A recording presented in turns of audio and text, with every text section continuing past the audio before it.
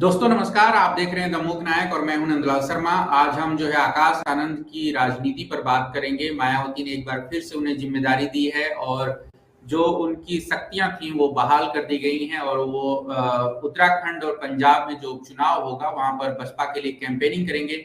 और इसके साथ यूपी में आने वाले दिनों में जो है 10 सीटों पर उपचुनाव है और अगर सपा के जो बागी लोग हैं जो बीजेपी में गए हैं, अगर उनकी सदस्यता जाती है तो ज्यादातर सीटों पर जो है 15 से ज्यादा सीटों पर जो है उपचुनाव हो सकते हैं। बसपा के पास अभी विधानसभा में एक विधायक है और सांसद कोई नहीं है। 2012 का जो विधानसभा चुनाव है उसमें बसपा हारती है और उसके बाद वो लगातार चुनाव हार रही है 2014, 2017, 2022 और 2024। तो मायावती की जो राजनीति है उसके आप कह सकते हैं उत्तराधिकारी आकाश आनंद है। और यूपी में जो दलित राजनीति है, हालांकि बहुत सारी जो जातियां हैं वो उनके जो नेता हैं वो सक्षम हुए और बसपा से अलग हो गए। और अब जो है इंडिया गठबंधन ने जिस तरीके से संविधान और आरक्षण को मुद्दा बना करके अपनी राजनीति की है उसमें ये चुनौती ज्यादा बड़ी हो जाती है कि दलित वोटों को कैसे बसपा के पाले में लाया जाए और कैसे उसे एकजुट रखा जाए। इसी पर बात करेंगे हम। हमारे साथ हैं डॉक्टर संदीप कुमार जो डीयू में प्रोफेसर हैं और हमारे साथ हैं डॉक्टर विक्रम हरिजन जो इलाहाबाद यूनिवर्सिटी में प्रोफेसर हैं। बसपा की राजनीति और उसकी जो एक तरीके से सामाजिक मुद्दों पर मुखर रहते हैं। तो सबसे पहले मैं डॉक्टर विक्रम हरिजन के पास ही चलूंगा और उनसे जानना चाहूंगा कि वो आकाश आनंद की राजनीति को कैसे देखते हैं और उनकी नजरों में आकाश आनंद के लिए सबसे बड़ी चुनौतियां क्या हैं। प्रोफेसर विक्रम। धन्यवाद नंदलाल भाई।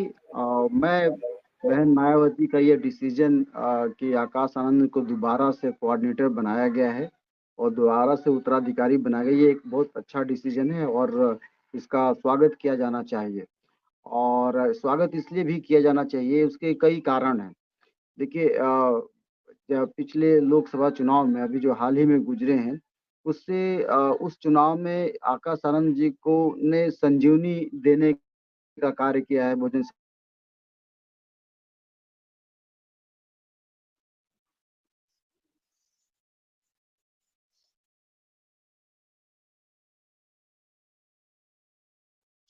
आपका माइक म्यूट है नंदलाल जी, आपका माइक म्यूट है।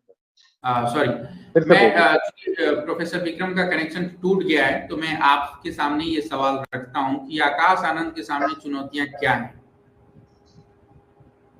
आकाश आनंद के पास सामने नंदलाल जी ऐसा है कि बहुत ही पिछले कई क्रम से बहुजन समाज पार्टी सत्ता में नहीं है और उनके पास एक ऐसा संगठन है जो जर्जर हो चुका है। उसको पूरे उस संगठन को ओवरहालिंग करने की जरूरत है। उसको ऑर्डर में करना है, उसको एक क्रम में लाना है, पूरे संगठन को एक तरह से उनको दोबारा जिंदा करने की जरूरत, पहली बात तो ये है। फिर अपनी विचारधारा पर लगातार काम करने की जरूरत है। बीजेपी ने अपनी हिंदुत्व की पॉलिटिक्स में तमाम तरह के, बीजेपी जो पावर में आई उसने जो ईबीसी जातियां हैं, जो ओबीसी जातियां हैं, जो दलित जातियां हैं, अगर आप आंकड़े उठा के देखिए कि किसने किसको कितना वोट किया उत्तर प्रदेश में, तो करीब करीब दलित जातियों ने 46% वोट दिया है बीजेपी को। पिछले वो 2-3 टर्म से दे रहे हैं, 44% ओबीसी के लोगों ने दिया है। तो ये जो पैटर्न है, बेसिकली ये जो वोट बैंक है, जो आकाश आनंद की पार्टी का वोट बैंक है, बहुजन समाज पार्टी का है, उसमें एक तरह की सेंधमारी हुई है। और ये जो सेंधमारी है उसको उन लोगों को वापस लाने में एक समय लगेगा। बहुजन समाज पार्टी की ताकत क्या है, सबसे पहले हमको ये समझने की जरूरत है। बहुजन समाज पार्टी बेसिकली बहुजनों की राजनीति करती है और करती थी। बेसिकली आप देखिए अगर, तो तथागत बुद्ध के दर्शन में बहुजन शब्द आता है और बहुजन शब्द का अर्थ वहां पे ऑल लिविंग क्रीचर्स से है, ऑल लिविंग क्रीचर्स से है। और तथागत बुद्ध के विमर्श में किसी के साथ कोई भेदभाव नहीं था। उन्होंने एक ऐसा संघ बनाया, एक ऐसा ऑर्डर बनाया जिसमें उपाली नाम का नाई, वसंत सेना नाम की एक महिला जो गणिका थी, आम्रपाली थी, उन सभी को शामिल किया। तो जो बहुजन समाज पार्टी का दर्शन था, जो विचारधारा थी, जो आदर्श था, उसने 90 के दशक में मैंने उत्तर प्रदेश में इन सारे समाज को जोड़ने का काम किया, खास करके उत्तर प्रदेश के वंचितों का। हालांकि ध्यान रखिएगा, इसके विचारक जो थे वो सभी कांसीराम जी का जन्म रोपड़ में पंजाब में हुआ था। काम उन्होंने पुणे की एक लैब में करना शुरू किया था। वहां उन्होंने जो तथाकथित हमारी जो जातियां हैं, वंचित जातियां, संदीप सर, उनके साथ अगर हम इतिहास में जाएंगे, अगर इतना पौराणिक इतिहास में जाएंगे तो ये वीडियो बहुत लंबा हो जाएगा। हम चाह रहे हैं कि इसको थोड़ा सा छोटे में रखें और बिल्कुल जो तो अभी राजनीति है उस पर हम बात करें। हाँ, तो उसी में वापस आ रहा हूँ मैं। देखिए, ऐसा है कि ये जो राजनीति है बहुजन समाज पार्टी की, वो अपने मुद्दों पर अपने वोट बैंक के लिए मुखर नहीं रही है। वोट बैंक क्या है? उनके वोट बैंक बैकवर्ड, दलित और माइनॉरिटी, जो जिस तरह की मॉब लिंचिंग हुई है मुसलमानों की, जिस तरह से उनको स्टिग्मेटाइज किया गया, कलंकित किया गया है, उनको पूरे समाज में अलग थलग किया गया है। तो ये पूरा वोट बैंक, अभी हाल ही में जब लोकसभा के रिजल्ट आए तो बहन मायावती जी ने कहा कि मुसलमानों ने हमको, जबकि हमने टिकट दिया था, उन्होंने हमें वोट नहीं किया उस स्तर पर। तो ये जो है, ये जो वोट बैंक है वो बिखर गया है नंदलाल जी, और इसको आकाश आनंद के सामने सबसे बड़ी चुनौती है अपनी विचारधारा को सेट करने में और अपने वोट बैंक को फिर वापस अपने ऑर्डर में ले आने में। ये दो उनके सामने मुख्य चुनौतियां, अगर मैं केवल आपके सवाल का जवाब जी। जैसा हमने एक जो लोकसभा चुनाव में देखा कि जब जो दलित राजनीति है या फिर जो आंदोलन है उसका जो असर है कि लोगों में एक असर्टिवनेस आई है, वो अपने मुद्दों पर मुखर हैं, अपने हक के पक्ष में मुखर हैं, वो राजनीतिक सामाजिक भागीदारी चाहते हैं। और जब बात संविधान बचाने की आई, संविधान के खतरे में, जो इंडिया गठबंधन ने कहा कि संविधान खतरे में है, हम उसको बचाने के लिए लड़ रहे हैं, और वहां पर बसपा जो है खामोश रहती है। तो आपको ये लगता है कि अब जो दलित समाज है या जिससे माना जाता था कि वो बसपा को वोट करता है, अब वो ये समझ गया है कि मायावती की जो चुप्पी है वो उसके हित के, मतलब उसके हित में नहीं है? बिल्कुल, उनको एक मैसेज क्लियर गया है। उनको एक मैसेज गया है कि उनके मुद्दे, मेरी आवाज आ रही है आपको नंदलाल जी? जी जी जी जी। अभी भी वो कनेक्ट है, पिछले चुनाव तक था, ऐसी बात नहीं है। लेकिन ये जो कनेक्ट अभी इस लोकसभा चुनाव में जो वोट काफी खिसका है बहुजन समाज पार्टी का, वो यही कारण है कि लगातार मुद्दों पर मुखर न होना, मुद्दों पर बात नहीं करना और अपने लोगों के लिए आवाज नहीं उठाना। आवाज तो ट्विटर पे उठाती हैं बहन जी, लेकिन एक पार्टी का जो सिस्टमेटिक ऑर्डर में जो काम होता है वो नहीं हो पा रहा है। उसके नहीं होने से वो जो डिस्कनेक्ट है वो है वहां पे, और यही मुख्य कारण है कि वोट बैंक सरक गया है, और इस पर आकाश आनंद को काम करना होगा। लेकिन आपको ये लगता है कि जो बसपा की राजनीति है उसका जो बोझ है, एक तरीके जो उम्मीदें हैं, वो जैसे कहा था मायावती ने कि अभी मैच्योरिटी नहीं है, तो क्या वो मैच्योरिटी जो है हफ्ते, 2 हफ्ते, 4 हफ्ते बाद आ गई है, और जिस तरीके से उनको दोबारा वापस लाया गया है? वो मैच्योरिटी का मसला एकदम नहीं था।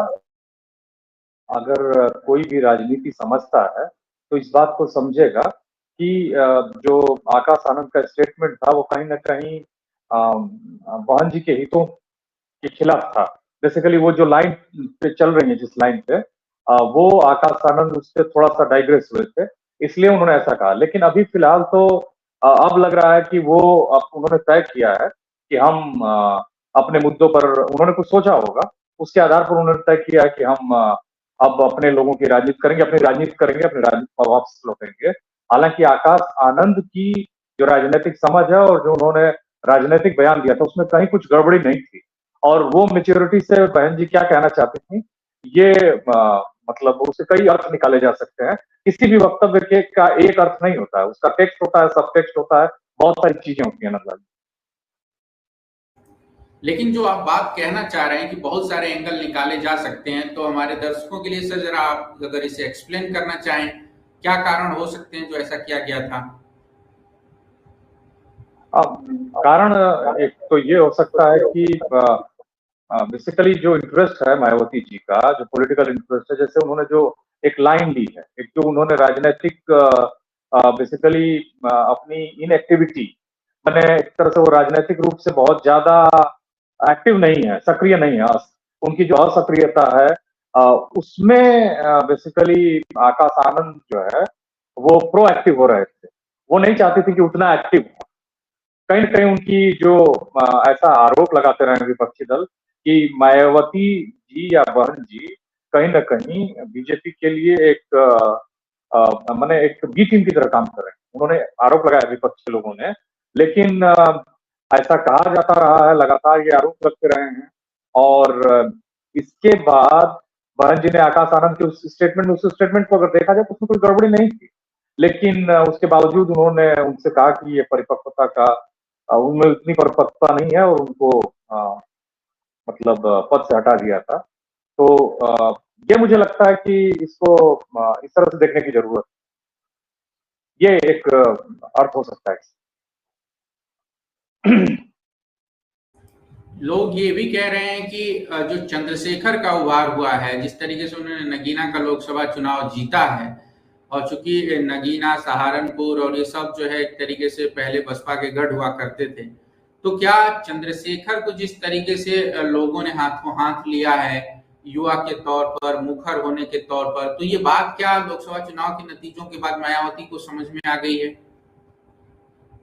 निश्चित ये चंद्रशेखर आजाद एक बहुत बड़ी चुनौती है बहुजन समाज पार्टी की राजनीति के लिए, और उन्होंने अपनी Azad Samaj party ASP party का उनका नाम भी है, ब्रैकेट में कांसीराम धड़ा वो कहते हैं अपने को, और वो वास्तव में मैंने इस वंचित वर्ग के लिए लगातार संघर्ष भी कर रहा है। ये इसलिए एक मैंने अगर देखा जाए तो चंद्रशेखर आजाद का राजनीतिक जो उभार है, एक सीट उनको मिली है नगीना से, लोकसभा में वो पहुंचे हैं और वो बहुजन समाज पार्टी की पॉलिटिक्स के लिए एक निश्चित ही बड़ी चुनौती है और ये चिंता का विषय होना चाहिए, क्योंकि लोगों ने बहुजन समाज पार्टी इस लोकसभा चुनाव में एक भी सीट जीत सफल नहीं रही है।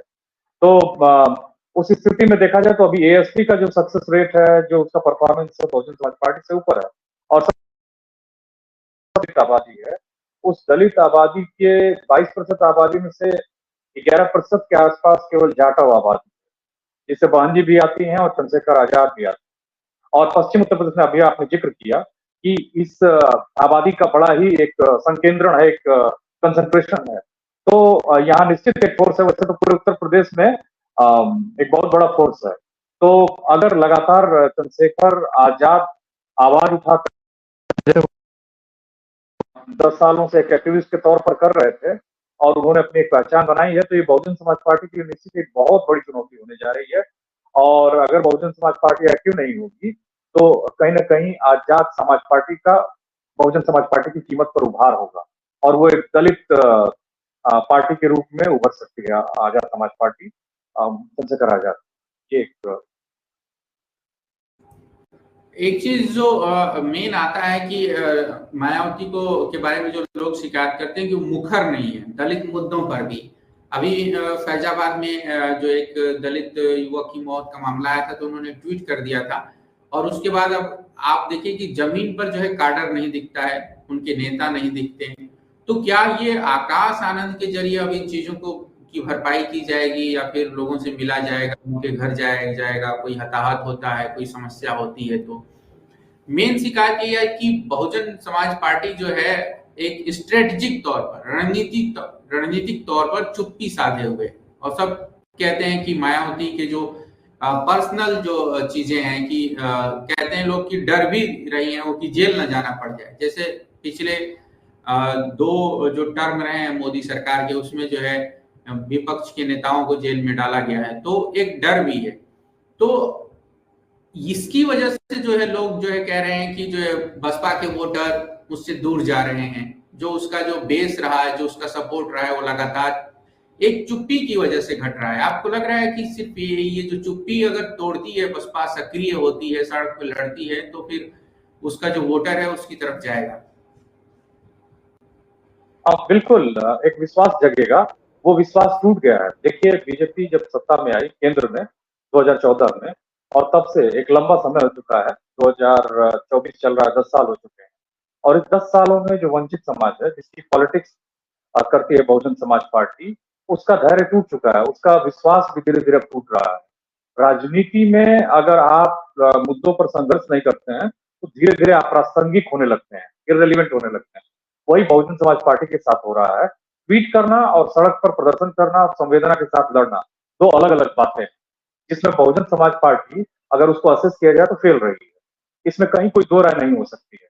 और एकदम सीधी सी बात है कि बहुजन समाज पार्टी उत्तर प्रदेश में एक शक्ति है, एक उसके साथ एक संरचना है, स्ट्रक्चरल पावर है, लेकिन वो धीरे धीरे उसका क्षय होता गया है, कमजोर होती गई है। अभी वो करीब करीब मरणासन अवस्था की तरफ जा रही है, जो बहुत ही दुखद है एक ऐसी पार्टी के लिए जिस जो जो बहुत लंबे समय तक पावर में रही है और बहुत ही मजबूत एक पार्टी रही, जिसकी वजह से मायावती जी 4 बार उत्तर प्रदेश के मुख्यमंत्री रहे। उस पार्टी का यह हाल, और इससे जो इस पार्टी के जो ईबीसी थे, जो बैकवर्ड्स थे, अगर आप देखिए तो जब पहली बार बीएसपी सत्ता में आई या समाजवादी पार्टी के साथ सत्ता में आई जब, तो पूरा का पूरा जो वोट बैंक था, जो बेस था, यही बहुजन समाज था। सामान्य लोग थे, उसमें ज्यादातर बैकवर्ड कम्युनिटी के लोग थे, दलित कम्युनिटी के लोग, और इन्हीं के सपोर्ट से ये पार्टी पूरी खड़ी हुई। इनके इनके बीच में जैसे आप मुद्दे उठा लीजिए, आपने अभी दलित उत्पीड़न का मुद्दा उठाया। दलित उत्पीड़न के किसी मुद्दे पर बहुजन समाज पार्टी का कोई काडर आपको बहुत माने उस तरह से ग्राउंड पर, ऐसे ट्विटर पर और सोशल मीडिया पर मुखर हैं लोग, के लोग हैं वो मुखर हैं, ये कहना गलत होगा, लेकिन ग्राउंड पर भी लोग पहुंचते हैं, लेकिन उस जिस स्तर पर पहुंचना चाहिए वो नहीं पहुंच पा रहे हैं, जैसे कि दूसरी पार्टियां पहुंच जा रही हैं। तो मेरा कहने का मतलब है कि जो ये बच्चों के साथ जो भेदभाव हुआ, आपको याद होगा लखनऊ में जो बच्चे प्राइमरी के टीचर्स के अपॉइंटमेंट में जो धांधली हुई थी ओबीसी में, उसमें बहुजन समाज पार्टी का कोई इस तरह का प्रतिनिधि मंडल वहां पे नहीं पहुंचा। ये जो भेदभाव रहे लगातार, जैसे पुलिस की भर्तियां, नीट का प्रदर्शन होना चाहिए, जो काडर है उनका, जो जिलावार उनके जो लोग हैं उनको बाहर निकलना चाहिए, और जो भी अतिक्रमण हो रहा है, चाहे वो रिजर्वेशन पर, चाहे वो संविधान के ऊपर जो स्टेटमेंट आ रहा है, उस पर प्रदर्शन। हमने वो दौर भी देखा है जब बहुजन समाज पार्टी सत्ता में हुआ करती थी और उसके लोग कितने मुखर हुआ करते थे, कितना उनके जिलों पर प्रदर्शन हुआ करता था। तो ये आपको प्रासंगिक राजनीति में आपका संघर्ष बनाता है। उस संघर्ष से दूर हुई है बीएसपी, और उसकी वजह से धीरे धीरे वो, जैसा कि मैंने एक शब्द प्रयोग किया मरणासन, तो वो बेसिकली ये एक मैंने उस हिसाब से थोड़ा सा गलत शब्द है, मरणासन तो नहीं, इररिलेवेंट, अप्रासंगिक होती जा रही है, ये एक समस्या है। और अगर इसी तरह से अगर वो बहुत मजबूती से सामने नहीं आती है, तो उसका जो स्पेस है, पॉलिटिकल स्पेस, वो कहीं ना कहीं आजाद समाजवादी पार्टी, क्षमा करिएगा, आजाद समाज पार्टी की तरफ, चंद्रशेखर आजाद की तरफ शिफ्ट कर जाएगा, और वो होना शुरू हो चुका है, क्योंकि जनता देख रही है कि हमारे लिए कौन खड़ा है। ये महत्वपूर्ण है। अभी जो मायावती के दो जो बयान आए हैं, उन 2 बयानों में देखें तो उन्होंने एक बार ये कहा कि मुसलमान हमें वोट नहीं देते हैं और आगे से जो है उनको टिकट देते समय हम इस बात का ध्यान रखेंगे। और दूसरा बयान उन्होंने ये आया कि संविधान पर इंडिया गठबंधन और तमाम पार्टियों ने जो है फेक नैरेटिव जो है फैलाया और उसकी वजह से बसपा को नुकसान हुआ। आपको लगता है कि ये जो संविधान वाली बात है कि इंडिया गठबंधन ने जो है संविधान पर फेक नैरेटिव फैलाया और जो है बसपा को नुकसान हुआ, आप मायावती जो कह रही हैं उनके आरोपों को कैसे देखते हैं? नहीं नहीं, ऐसा कुछ नहीं है। ये जो स्टेटमेंट है ये सही नहीं है, क्योंकि इंडिया गठबंधन ने क्या ऐसा स्टेटमेंट दिया? इंडिया गठबंधन ने तो यही कहा, जब लल्लू सिंह ने फैजाबाद में कहा कि हम संविधान बदल देंगे, जब अनंत हेगड़े ने कर्नाटक में कहा कि हम संविधान बदल देंगे, 400 पार आएगा हमारा, तो इंडिया गठबंधन ने यही कहा कि संविधान इस देश की मूल आत्मा है, उसको तुम बदलोगे तो हम संघर्ष करेंगे। और उसमें इंडिया गठबंधन ने कुछ गलती नहीं की। ये अगर ये इस बयान को मैं नहीं जानता हूँ, लेकिन इस तरह के बयान तो दुर्भाग्यपूर्ण है, मैं यही कह सकता हूँ। लेकिन इंडिया गठबंधन ने संविधान की मैंने देश की मूल आत्मा जो सब कुछ है संविधान, उसके लिए वो खड़े थे, और इसी का रिजल्ट है कि कांग्रेस करीब करीब 2 सीटों से ज्यादा पहुंची है, 100 सीट की आसपास पहुंची है। समाजवादी पार्टी अपने को रिवाइव कर पाई है। बाकी दूसरी पार्टियों ने भी अच्छा परफॉर्म किया, चाहे महाराष्ट्र हो, चाहे तमिलनाडु हो, चाहे केरल हो, चाहे दूसरे प्रदेश हो। तो सर आप ये कह रहे हैं कि मायावती जो आरोप लगा रहे हैं उसमें दम नहीं है? बिल्कुल, इसलिए दम नहीं है क्योंकि संविधान तो सबका है, और जब संविधान बदलने की बात कर रहे थे लोग, तो ये इन पार्टियों ने यही तो पूछा कि आप कौन होते हो संविधान बदलने वाले हो, संविधान क्यों बदलो? आपको जनता ने 2 टर्म, शायद आपका माइक ऑन है क्या इसकी वजह से? नंदलाल जी अपना माइक बंद कर लीजिए। हाँ, मैं यही कह रहा हूँ कि शायद अरे ये जो जितनी भी इंडिया गठबंधन ने कुछ गलत नहीं किया, सब राजनीति कर रहे हैं, और उस राजनीति में आप संविधान क्यों बदलोगे भाई? संविधान तो इस देश का सब कुछ है, मूल आत्मा है एक तरह से। बिना संविधान के देश नहीं चल सकता है। उसमें आप कहते हो कि हम संविधान बदल लेंगे, तो संविधान बदलेंगे तो इन्होंने राहुल गांधी तब से वो एक लाल वाली संविधान वाली प्रति लेके घूम रहे हैं। चुनाव में घूमा उन्होंने खूब, जैसे एक लाल डायरी लेके घूमा करते थे वीपी सिंह राजीव गांधी के खिलाफ, जब वो चुनाव लड़े थे 1988 में जनता दल बना के। तो राहुल गांधी ने एक सिंबल दिखाया संविधान का कि हम संविधान के साथ खड़े हैं, किसी के साथ अन्याय नहीं होने देंगे, चाहे वो माइनॉरिटी हो, चाहे वो देश के दलित हो, चाहे आदिवासी हो, चाहे ओबीसी हो, सबके साथ न्याय सुनिश्चित किया जाएगा। उन्होंने एक बड़ी यात्रा निकाली, सामाजिक न्याय यात्रा, जो मणिपुर से मुंबई में खत्म हुई, मुंबई में, और लगातार वो संविधान पर मुखर थे। तो ये कहीं से भी गलत नहीं था। इंडिया गठबंधन संविधान के लिए खड़ा था, संविधान के लिए लड़ा, और इसमें कुछ भी गलत नहीं।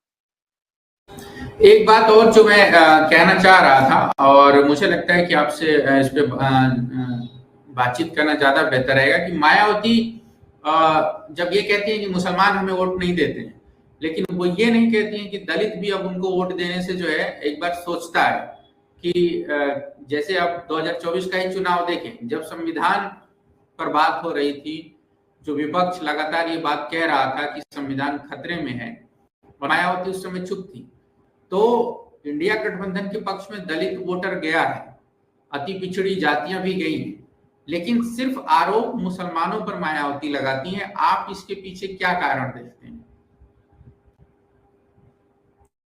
हाँ, इसके पीछे कारण यही है कि मुसलमानों का एक खास करके इस बीजेपी की सत्ता में पूरा सीधा ध्रुवीकरण, क्योंकि बीजेपी ने भी जो फायदा उठाया है राजनीति में, वो मुसलमानों को एंटागोनाइज करके उठाया है, मतलब उनको एक समाज का शत्रु के रूप में प्रोजेक्ट करके उठाया है।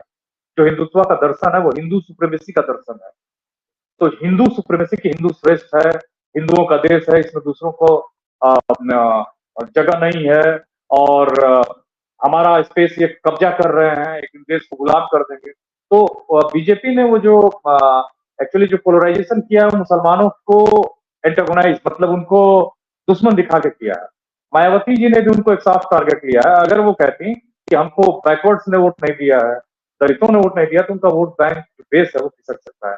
वो जानती हैं कि जब तक बीजेपी पावर में है तब तक मुसलमान भी पोलराइज्ड है। मुसलमान कम्युनिटी भी ये जानती है कि जो हमारे लिए हमारे लिए आवाज उठा रहा है उसके ही साथ हमारे हित सुरक्षित हैं, चाहे वो समाजवादी पार्टी हो, चाहे वो कांग्रेस हो। अगर बहुजन समाज पार्टी भी अगर उनके हितों के लिए वास्तव में सही जेन्युइन कंसर्न दिखाती, मतलब सही ढंग से मुद्दों को उठाती, ईमानदारी से उठाती, तो वो बीएसपी के साथ होते।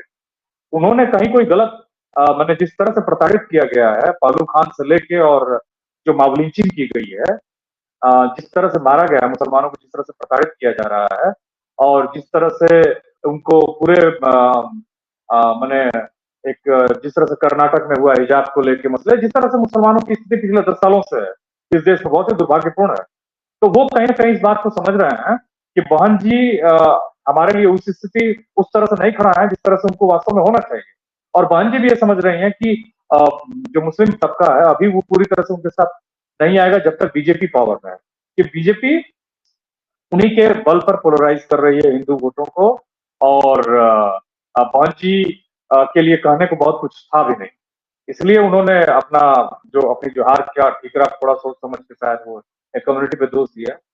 ये हो सकता है कारण, लेकिन इसके क्या कारण थे अब तो मैंने इसकी और भी गहरी ढंग से सोचना होगा और विवेचना करनी है।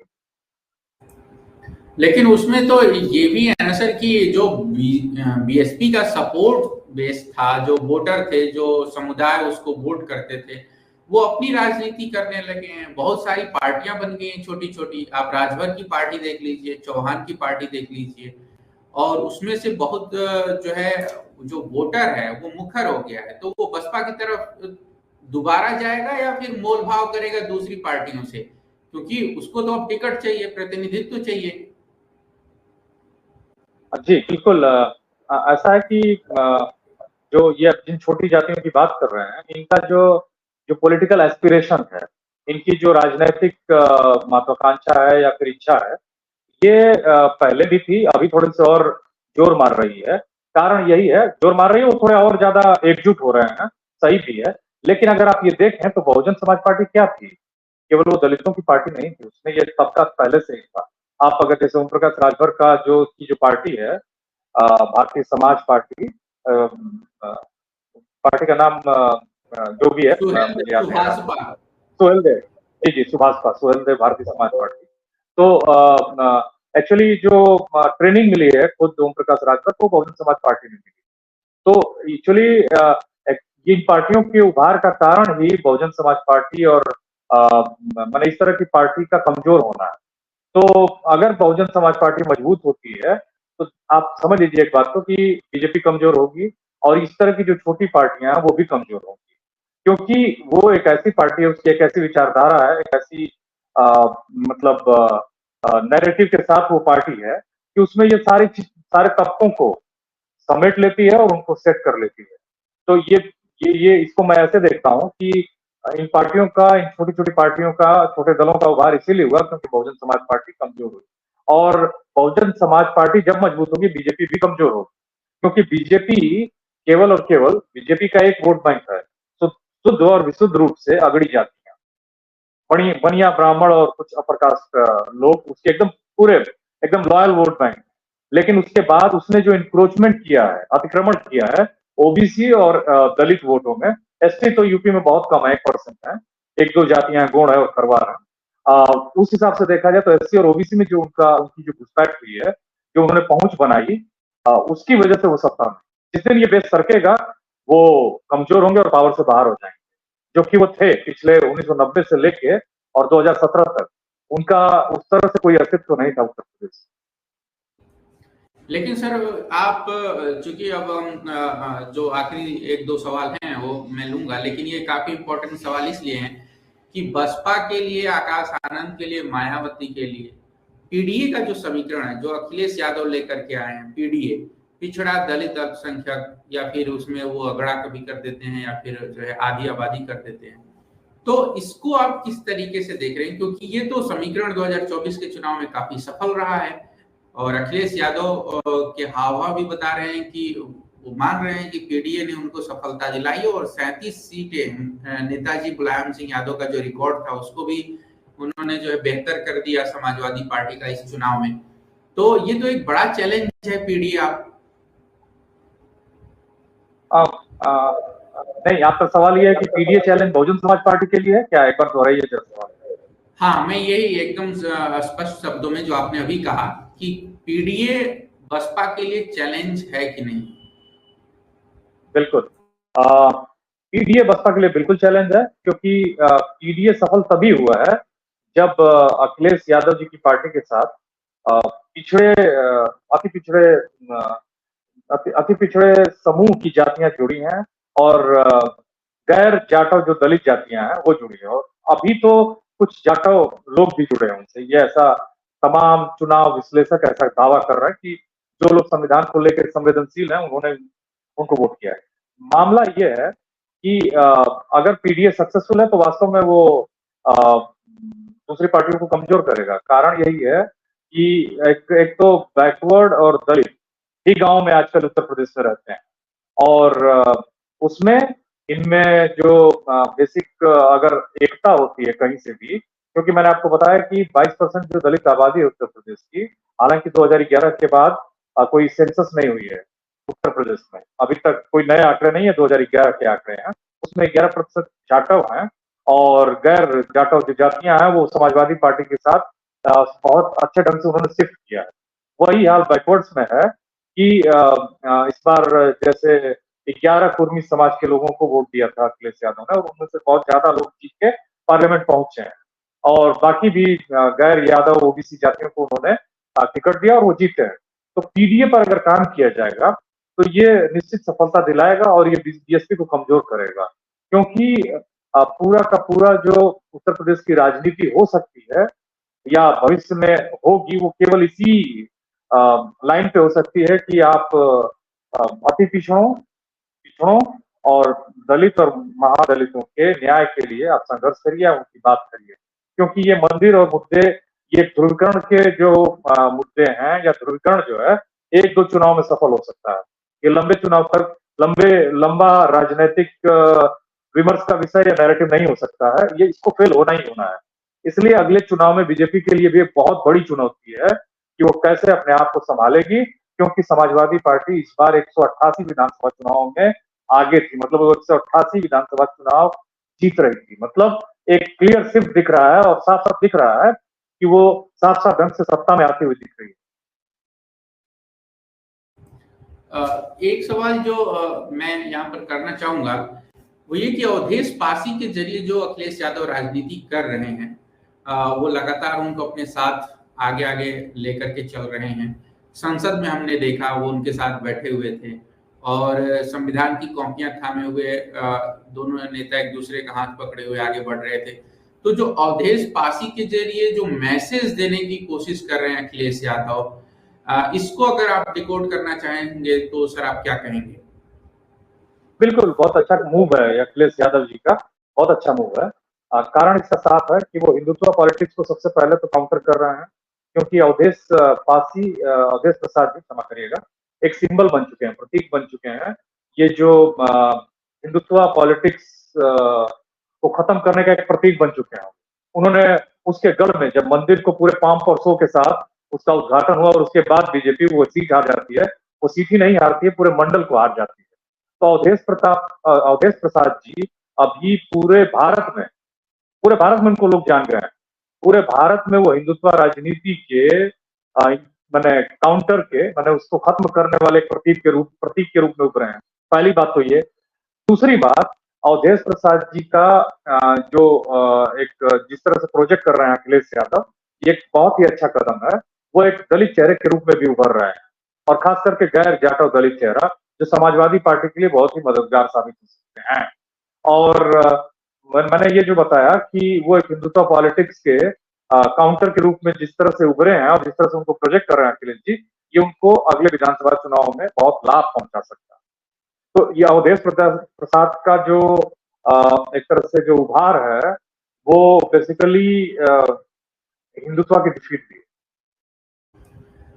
क्या इसको ऐसे भी समझा जा सकता है कि अवधेश पासी को लेकर जो पॉलिटिकल मैसेज देने की कोशिश कर रहे हैं 2024 के चुनाव में, जो दलित वोट, जो अति पिछड़ा वोट इंडिया गठबंधन और सपा के साथ आया है, उसको अपने साथ लंबे समय तक जोड़कर रखने के लिए कि हमारे यहाँ जो एक दलित को भी उतनी इज्जत मिलती है जितना एक यादव को, मुसलमान को जो है मिलती है, और जिस तरीके से जो पीडीए का जो समीकरण है उसका भी जो एक तरीके से वो इस्टेब्लिश कर रहे हैं कि सपा पर जो आप पहले आरोप लगते थे कि वो तो बसपा के एक तरीके से आप कहिए कि कोर प्रतिद्वंदी है, उसकी लड़ाई है, दलित कभी सपा के साथ नहीं जाएगा। क्या इन सब नैरेटिव को वो ध्वस्त करना चाह रहे हैं अवधेश पासी के जरिए? अब अगर आप सपा की राजनीति को देखिए तो 2012 में सपा पूर्ण बहुमत में उत्तर प्रदेश में उसने सरकार बनाई और उस समय भी उनके साथ एक दलित तबका बहुत ही बढ़िया से जुड़ा था। तो निश्चित तौर पे आपका जो सवाल है मैं उससे सहमत हूँ कि अखिलेश यादव उसको एस्टैब्लिश करना चाहते हैं और वो करने में सफल हैं। फिलहाल वो सफल दिख रहे हैं और उन्होंने एस्टैब्लिश किया है कि अवधेश प्रसाद एक ऐसे चेहरे हैं जो पूरे वंचित समाज को रिप्रेजेंट कर रहे हैं। वो केवल पासी एक ऐसी जाति है जो उत्तर प्रदेश में एससी है, लेकिन भारत के दूसरे राज्यों में ओबीसी में आती है। वो जैसे नाडर जो है उनका भी यही काम है, टॉडी टैपर्स उनको कहा जाता है, जो नाडर है तमिलनाडु में, वो ओबीसी में आते हैं। कामराज उन्हीं कम्युनिटी के पहले चीफ मिनिस्टर थे तमिलनाडु के, आजाद माने मद्रास के, तो आजाद भारत में मद्रास के। तो ये जो तबका है, ये अवधेश पासी का जो इमरजेंस है, जो उभार है, वो एक ग्लू की तरह काम करेगा। एक ऐसा माने ग्लू है जो चिपका के रखेगा। और एक और बात मैं बता दूं नंदलाल जी, जो आपने कहा कि पीडीए का ये तो प्रतीक है, प्रतीक आपको अपील करता है, लेकिन अखिलेश यादव जी सफल तभी होंगे जब एक दूसरी बात जो है रिप्रेजेंटेशन, जब पार्टी के काम में भी वो दिखेगा तो ये वास्तव में बहुजन समाज पार्टी के लिए और बीजेपी के लिए भी बहुत चैलेंजिंग होगा, क्योंकि कोई भी कम्युनिटी जब वो सम्मान पाती है, डिग्निटी पाती है, रिप्रेजेंटेशन पाती है, तो आपसे अलग होने की उसकी संभावनाएं बहुत कम हो जाती है, क्योंकि वो भी अपना पॉलिटिकल स्पेस और इज्जत दोनों चाहती है। अगर वो दोनों मिलता है तो वो कहीं दूर जाने की आपसे नहीं सोच सकती है, क्योंकि वो जानती है कि हम उनके नेचुरल एलाइज हैं, ओबीसी के नेचुरल एलाइज हैं, और वो इस बात को समझते हैं, उनका हित कभी भी बीजेपी में नहीं सधेगा। तो जो लोग ये अभी पीडीए के साथ आए हैं, वो पिछले 10 सालों तक जो तथाकथित या फिर बहुत सारे लोग आरोप लगते रहे हैं योगी की पॉलिटिक्स पर कि वो जातिवादी हैं, तो उससे प्रताड़ित होकर ही आए, और उनको ये क्लियर समझ में आ गया है कि उनके हितों की रक्षा इस सरकार में नहीं हो सकती। बहुत शुक्रिया सर, आपने समय दिया और आकाश आनंद के सामने जो चुनौतियां हैं बसपा की राजनीति या अखिलेश यादव की जो पीडीए की राजनीति है उस पर बड़ी विस्तार से बात रखी। और द मूक नायक के दर्शकों से और जो इस वीडियो को देख रहे हैं दर्शक, मैं उन सबसे यही कहना चाहूंगा कि ऐसी डिबेट्स के लिए, ऐसी चर्चाओं के लिए हमारे चैनल को सब्सक्राइब करिए, वीडियो को ज्यादा से ज्यादा शेयर करिए, अपने दोस्तों तक पहुंचाइए। संदीप सर, आपका एक बार फिर से बहुत शुक्रिया। अगले वीडियो में फिर मिलते हैं, तब तक के लिए धन्यवाद।